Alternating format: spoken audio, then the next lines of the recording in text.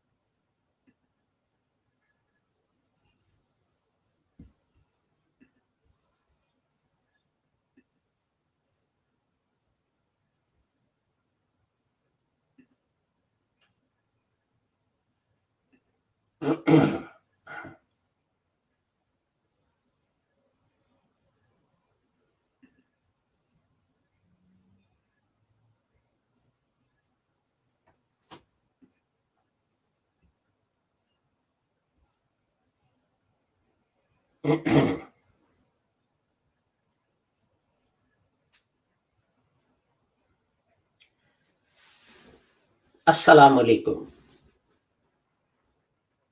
Today is Monday and it is 20th of September 2021. And in our broadcasts, the series called Reflections on the Holy Quran, this is broadcast number 200 and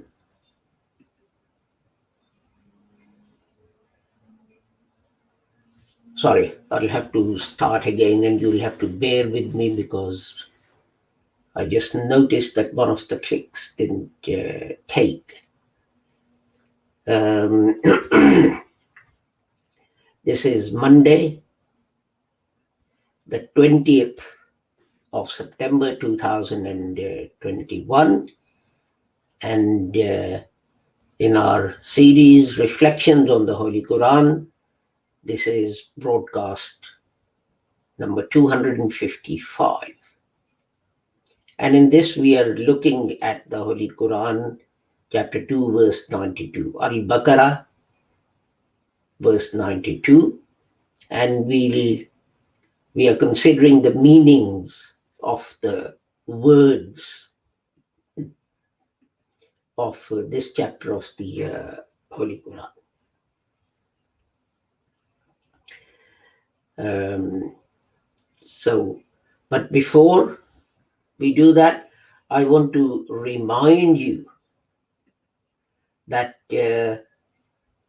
these broadcasts are brought to you by the Lahore Ahmadiyya community, and that it was founded by Hazrat Mirza Ghulam Ahmad Sahib, and that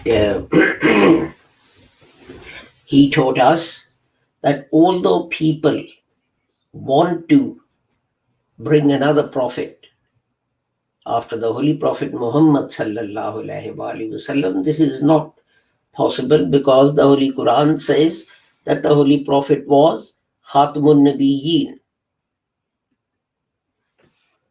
seal of the prophets, and the Holy Prophet himself told us that it means La Nabi Abadi, the last prophet. So no prophet can now come, whether an old prophet or a new prophet.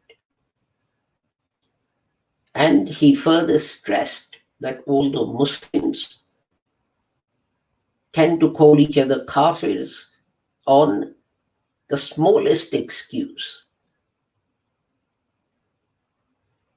the Holy Prophet Muhammad has said that if one reciter of the kalima says to another reciter of the kalima that you are a kafir, a heretic, then it is the person saying it who becomes a kafir or a heretic.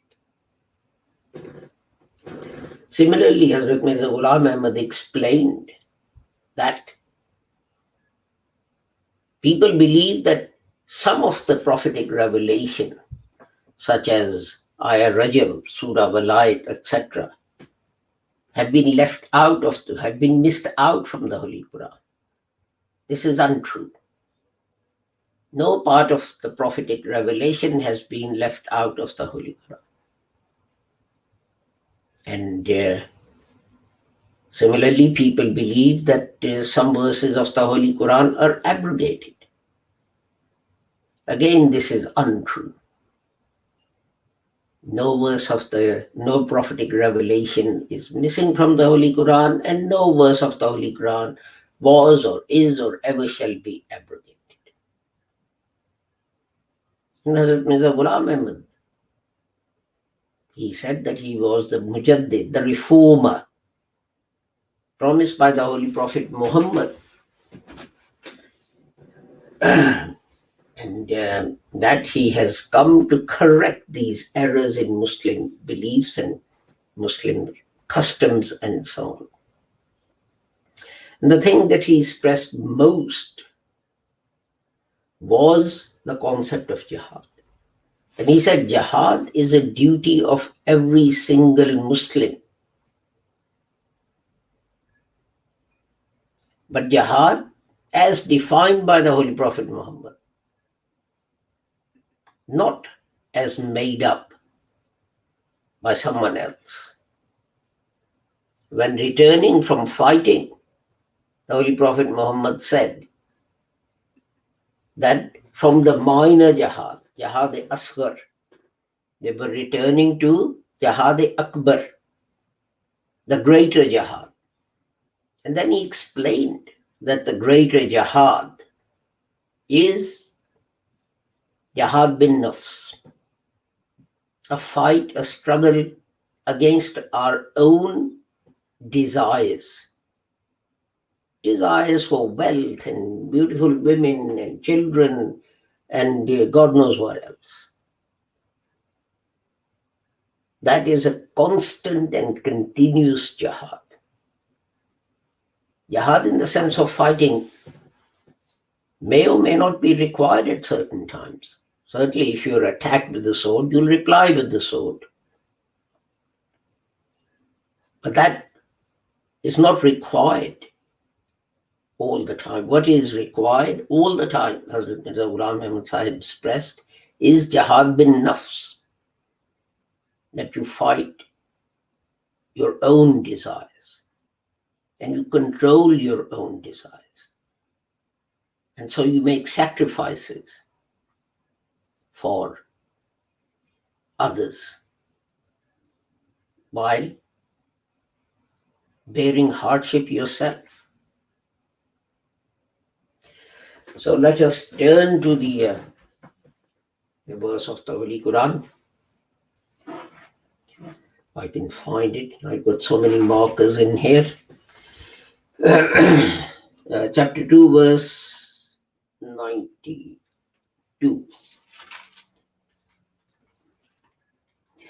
أعوذ بالله من الشيطان الرجيم بسم الله الرحمن الرحيم وَلَقَدْ جَاءَكُم مُوسَى بِالْبَيِّنَاتِ ثُمَّ اتَّخَذْتُمُ الْعِجْلَ مِن بَعْدِهِ وَأَنْتُمْ ظَالِمُونَ. And Moses indeed came to you with clear arguments. And then you took the calf for a god in his absence. And you were wrongdoers. So today the two words we are going to look at is at-takhaztum and ajl. So let me go to my notes.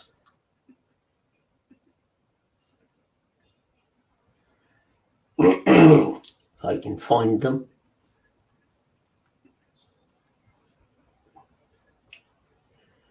Right, the first word, it consists of two parts, two segments as they're called. One is, well, the last bit, tum, is a pronoun. And the first part, atakhaz, is the verb. And this word has this root. The Holy Quran has used 7 words based on this root. That's not correct. Yes, it is 7 words actually. And in total, the root itself, or the words based on this root, occur in the Holy Quran 273 times.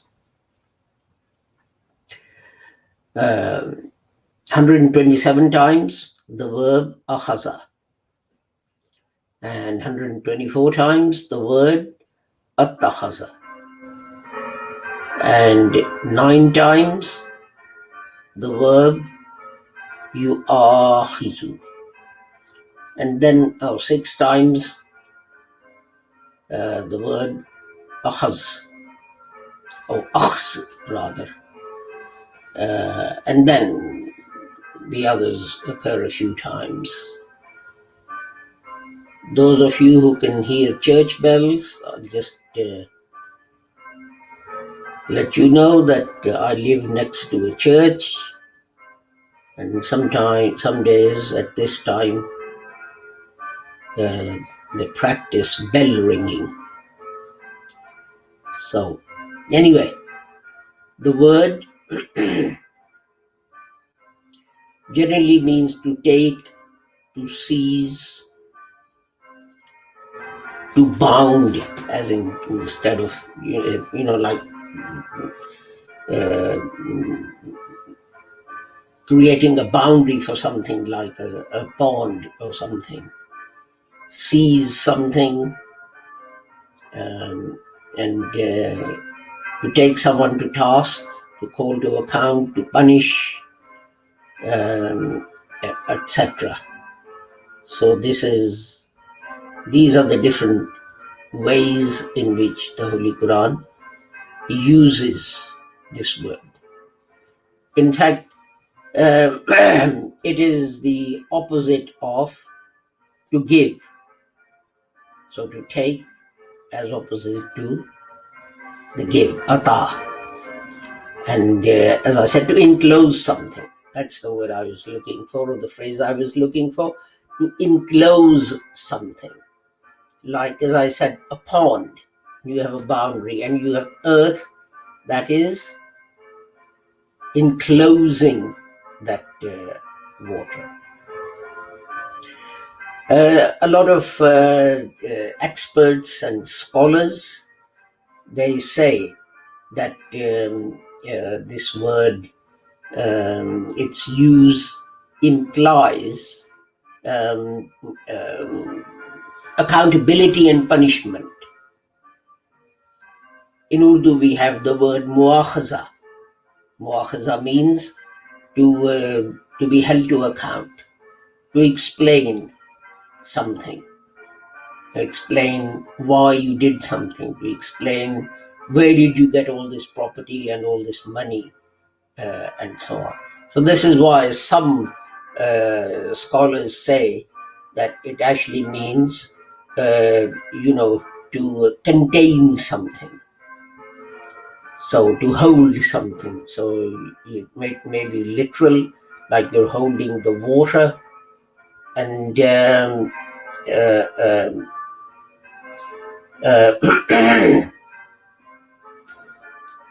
or it may be to hold to account.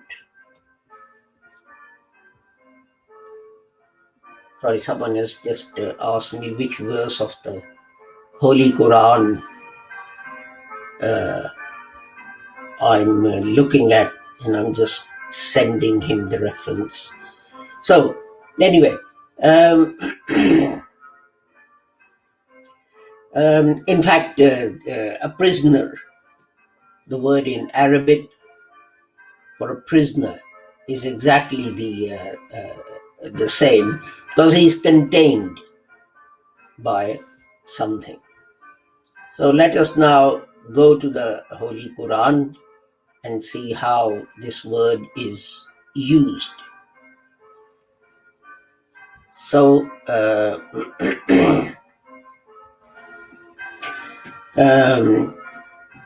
in chapter 12, verse 79, the Holy Quran says, Ma'azallahi anna khuza illa man wajadna mata'ana indah.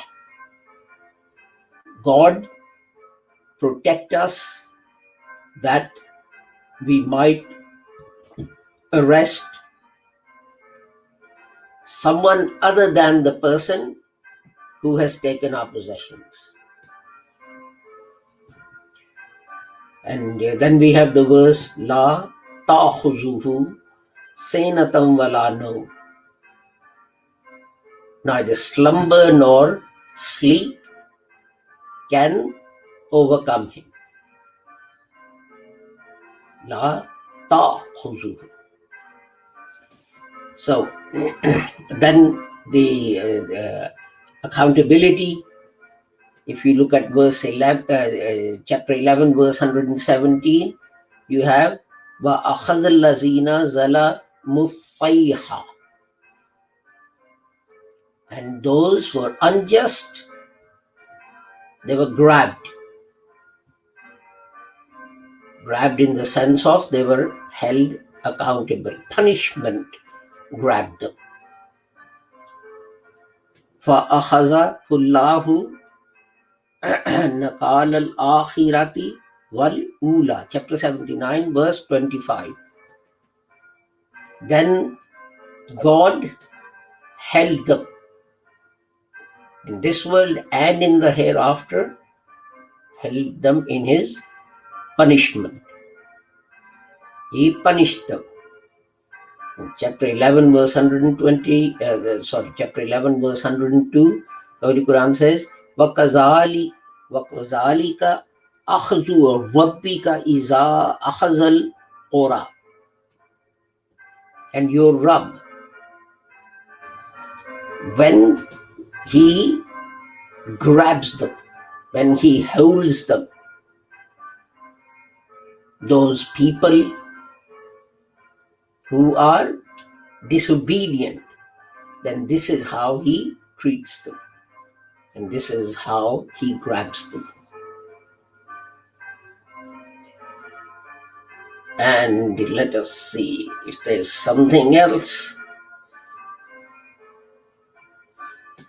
أَأَنْتَ قُلْتَ لِلنَّاسِ اتَّخِذُونِي وَأُمِّيَ إِلَٰهَيْنِ. Chapter 5, verse 160. Did you tell the people that they should take you and your mother as gods besides Allah? So you can see that this word, if we recap, it's used in many similar ways to stop or arrest, as in Surah Yusuf, verse 78, or accept, as in chapter 3,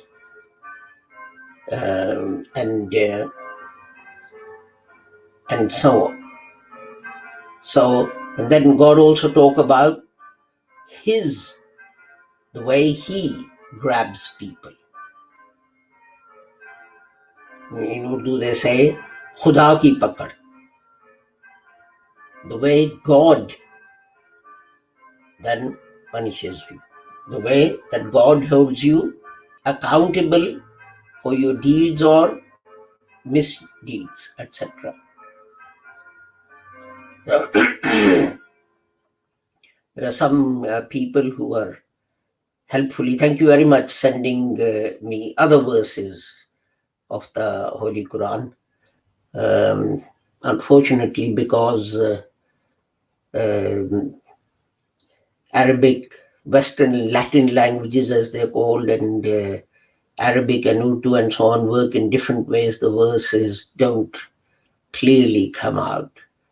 But I can see that is akhazna misaqakum wa rafa'na fawqakum, and so on. God takes you, grabs you, grabs hold of you, and so on. So let us now go to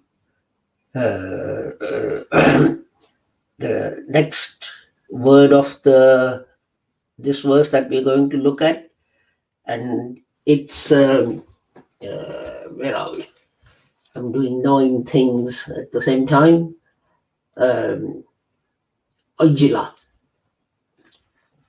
and it's in a way it's very easy because its root is Ain, Jim, and Lam, and the Holy Quran uses it in 10 different with 10 different meanings. It derives 10 different words from this root,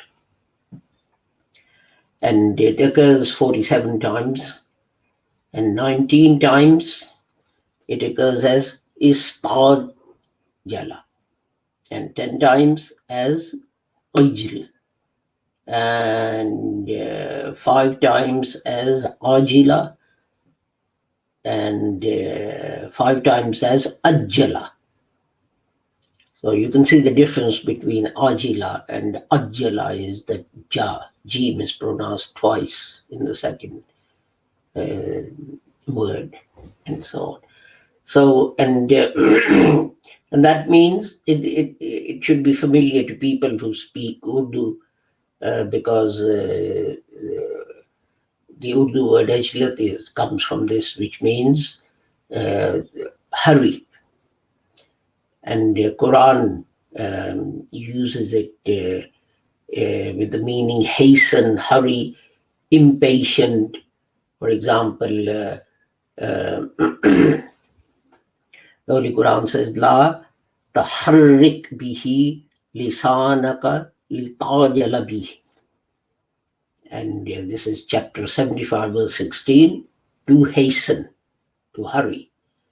Or chapter 7, verse 150, Min badi ajiltum. And were you impatient? So, and then obviously earlier on, verse 83, it's the same of the same chapter, Al-Baqarah, وَمَا أَعْجَلَكَ عَنْ قَوْمِكَ يَا مُوسَى. And he hurried you, made you hasten. Tastajilun, chapter 10, verse 51, seeking to hurry, hasten something. And then 10 times, of course, it's used for the calf that the Israelites made when Hazrat Musa alayhi salam, Moses, had left them. You know the story, everyone knows the story, that Moses said that he was going away to get some instructions from God, and he promised that he was coming back, and Hazrat Musa alayhi salam was delayed. And the Israelites, they didn't wait. They made a calf, a golden calf, and they started to worship the calf. Hazrat Harun tried to stop them, but they wouldn't listen. So in 10 places, it's used to mean the calf. خُلِقَ الْإِنسَانُ مِنْ عَجَلٍ, haste. Man's nature is such that he is hasty. So, and so speed, wanting something to happen quickly. As I said, the Holy Quran says, some people say, well, generally the consensus is, I won't go into people who disagree with the consensus, but the consensus is that man's nature is such that he is hasty.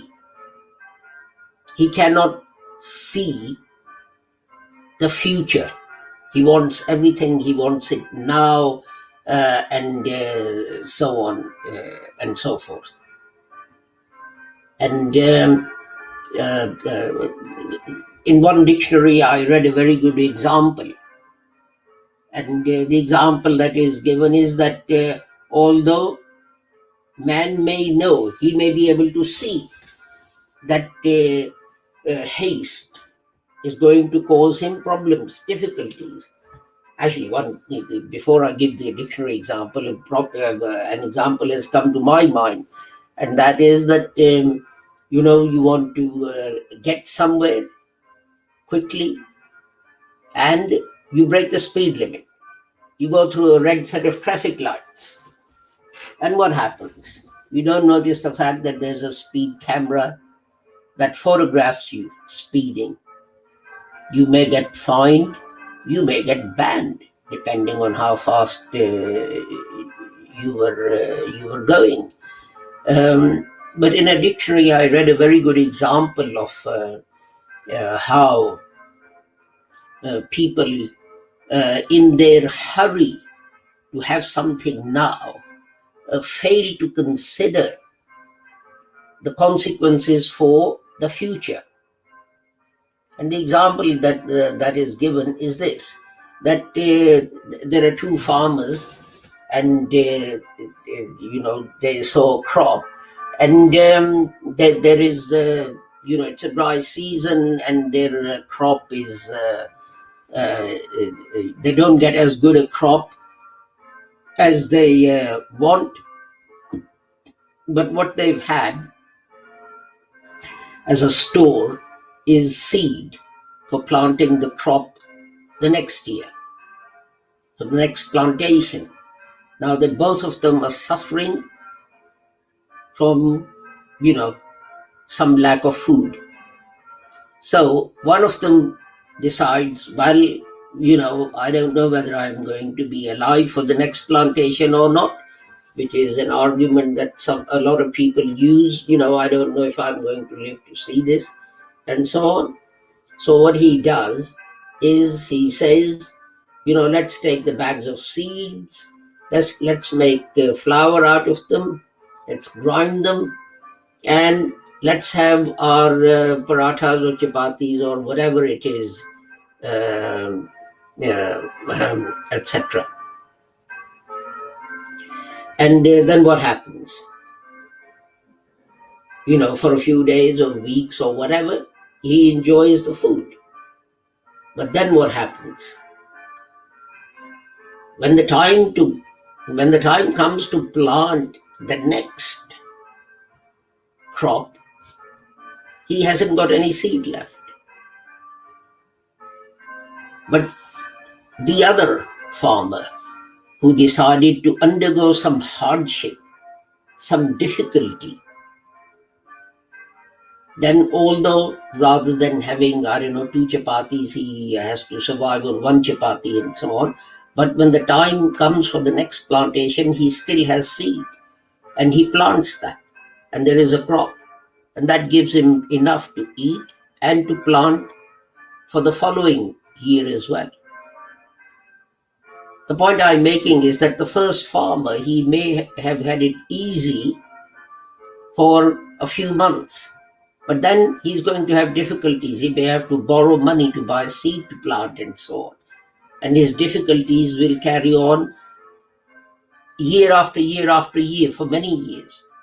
But the person who shows sabr, the person who shows patience by undergoing some difficulty, what he is doing is he's putting off hardship that he would have had to endure for a long period. And this is something that people always forget. So, and this is what the Holy Quran says, that the verse that I read out, that human beings were created. How were they created? They were created hasty. In their nature is haste. And because there is haste in their nature, what they do is they suffer. They suffer in the long run. And this is something that the Holy Quran says human beings should try and avoid. And this is what Israelites did, wasn't it? Hazrat Musa alayhi salam had gone, he was delayed a little. So what? And because he's delayed, what do? They make this golden calf and they start singing and dancing around it and worshipping it and so on. They cannot wait for the prophet to come back with God's commands on how they should live and how they should behave. I can see that our time is coming to an end. In fact, we run over by a couple of minutes. So I'll take my leave of you with the prayer that whoever you are and wherever you may be, may Allah keep all of you safe and sound and free from harm. And I thank my friends who've been sending me more examples from the Holy Quran of the use of these words and commenting on the meaning of ajl, etc. It's great. I really appreciate your help and comments in this. With the prayer that whoever you are, whatever your religion, whatever your sect, whatever your country, your tribe, or creed or caste, may Allah keep the whole of humanity safe and sound and free from harm. Assalamu alaikum, Khuda Hafiz, and goodbye.